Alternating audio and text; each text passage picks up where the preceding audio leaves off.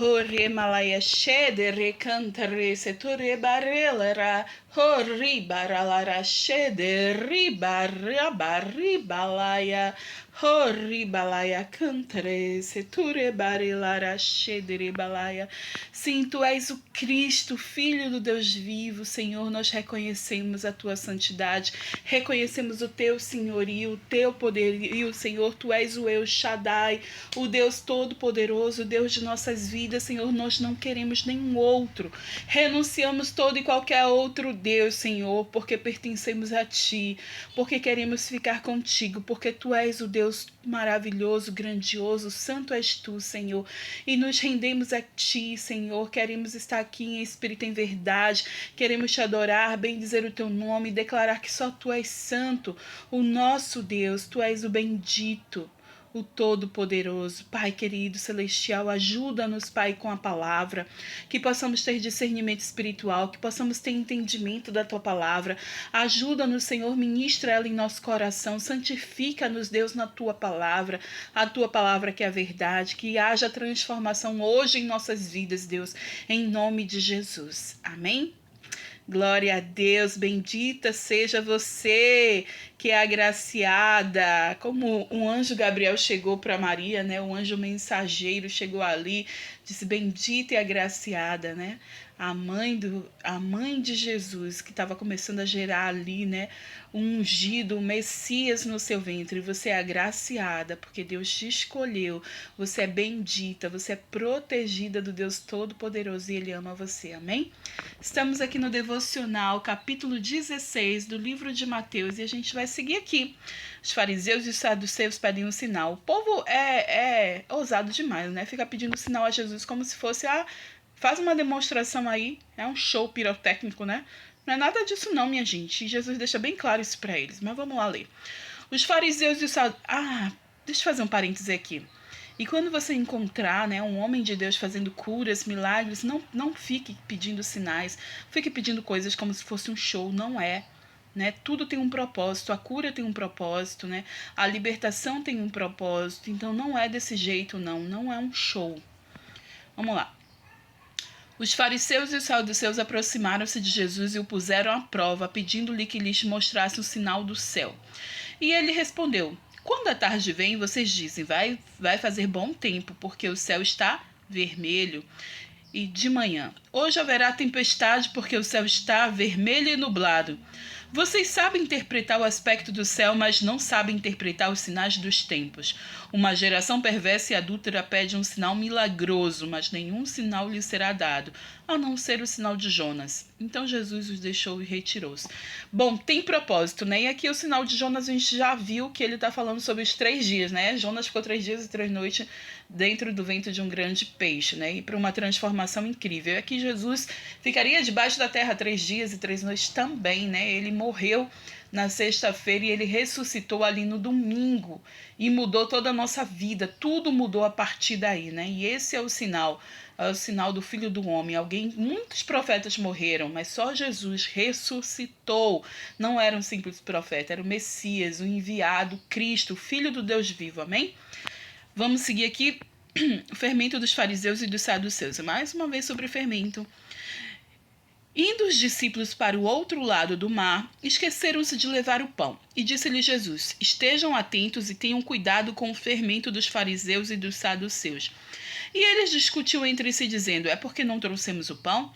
Percebendo a discussão, Jesus lhes perguntou: homens de pequena fé, por que vocês estão discutindo entre si sobre não terem pão? Ainda não compreendem? Não se lembram dos 5 pães para os 5.000 homens e quantos cestos vocês recolheram?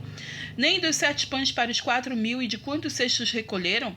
Como é que vocês não entendem que não era de pão que eu estava lhes falando?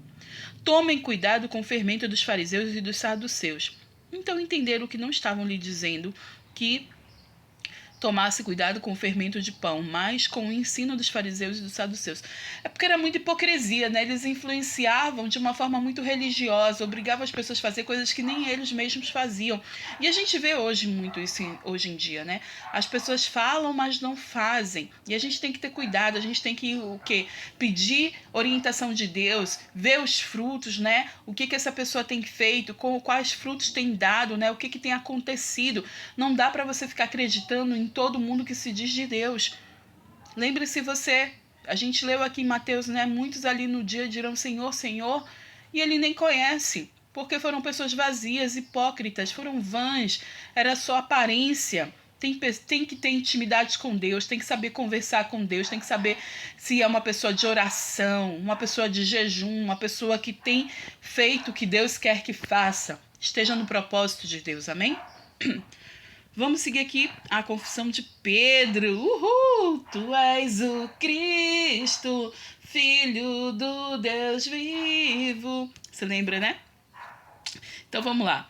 Chegando Jesus à região de Cesareia de Filipe, perguntou aos seus discípulos: quem os outros dizem que o Filho do Homem é? E eles responderam: alguns dizem que é João Batista, e outros Elias, e ainda outros Jeremias, um dos profetas. E vocês? Perguntou ele. Quem vocês dizem que eu sou? Simão Pedro respondeu: tu és o Cristo, filho do Deus vivo. E respondeu Jesus: feliz é você, Simão, filho de Jonas, porque isto não lhe foi revelado por carne ou sangue, mas por meu Pai que está nos céus. E eu lhes digo que você é Pedro, e sobre esta rocha... Sobre esta pedra edificarei a minha igreja, e as portas do Hades, né, as portas do inferno, não poderão vencê-la, não prevalecerão. Eu lhes darei as chaves do reino dos céus, e o que você ligar na terra terá sido ligado nos céus, e o que você desligar na terra terá sido desligado nos céus. Então advertiu seus discípulos que não contasse para ninguém que ele era o Cristo. A gente ainda vai finalizar esse capítulo 16, mas eu queria falar um pouco sobre isso, né? Essa confissão de Pedro. A gente vê aqui que Jesus ele pergunta, né, justamente para saber o que as pessoas têm falado, né, e o que eles acham, né? Eles tinham intimidade com Jesus, eles viam o que Jesus fazia, eles estavam ali no dia a dia. E vocês, o que vocês acham? Quem eu sou? Porque muitas pessoas diziam que eram profetas, né? Elias, João Batista, Jeremias e tantos outros profetas. E aí Pedrão, que era sanguíneo, né? Cheguei, tô aqui, é daquele jeito, o temperamento dele era esse, né? E sempre saía na frente para falar, é meio que querer se aparecer, né? Existem os 4 temperamentos, eu espero que você conheça. Se não conhece, pesquisa aí os 4 temperamentos, que é sanguíneo, colérico, fleumático e melancólico, né? E cada um desses temperamentos você vê um homem de Deus na Bíblia como ele. Por exemplo, Paulo era o temperamento colérico, né? Inclusive eu também sou do mesmo temperamento do apóstolo Paulo, colérico. Pedro era sanguíneo. E também tem Moisés, tem Abraão, tem os fleumáticos e melancólicos, e cada temperamento tem suas debilidades e também tem as suas fortalezas, né? E Pedrão, como um grande sanguíneo que era, saiu na frente já falando: tu és o Cristo, filho do Deus vivo, né? E aí Jesus fala que aquela revelação foi dada por Deus, não era de homens, né? Mas pediu para que guardar o segredo. Em seguida a gente vai ler aqui, ó, Jesus prediz a sua morte e ressurreição. Quando Jesus começa a falar de que ele vai morrer, da forma que ele vai morrer, Pedro já diz: não, como sempre é sanguíneo, não, eu não vou deixar você, a gente vai ler, né? Não vou deixar. E aí Jesus repreende ele, dizendo que ele foi usado por Satanás. Então imagina que minutos antes ele tinha sido usado por Deus para revelar quem era Jesus. E agora ele está sendo usado pelo inimigo ali, querendo que Jesus não passe pelo que ele precisa passar. Então você vê as emoções, né?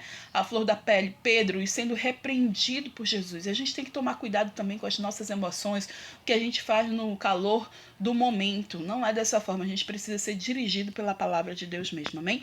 Então vamos terminar esse capítulo 16, versículo 21. Desde aquele momento, Jesus começou a explicar aos seus discípulos que era necessário que ele fosse para Jerusalém e sofresse muitas coisas nas mãos dos líderes religiosos, dos chefes dos sacerdotes e dos mestres da lei, e fosse morto e ressuscitasse no 3º dia. Então Pedro, chamando-o à parte, começou a repreendê-lo, dizendo: nunca, Senhor, isso não te acontecerá. E Jesus virou-se e disse a Pedro: para trás de mim, Satanás. Você é uma pedra de tropeço para mim e não pensa nas coisas de Deus, mas nas dos homens. E isso aqui foi muito espiritual, né? Porque há minutos antes Jesus tinha dito que ele era a pedra, né? A angular ali, a pedra diferente, né? Que Jesus transformou ele em Pedro, que era Simão, e agora já diz que é uma pedra de tropeço. Imagina, né? As fortes emoções aqui de Pedro. Versículo 24. Então Jesus disse aos seus discípulos: se alguém quiser acompanhar-me, negue-se a si mesmo, tome a sua cruz e siga-me. Pois quem quiser salvar a sua vida a perderá, mas quem perder a sua vida por minha causa a encontrará. Pois que adiantará o homem ganhar o mundo inteiro e perder a sua alma? Ou o que o homem poderá dar em troca da sua alma? Pois o Filho do Homem virá da glória de seu Pai com os seus anjos, e então recompensará a cada um de acordo com o que tenha feito. Garanto-lhes que alguns dos que aqui se acham não experimentarão a morte antes de verem o Filho do Homem vindo em seu reino. E aqui a gente finaliza o capítulo 16, cheios de revelações de Deus para mim e para você. Amém?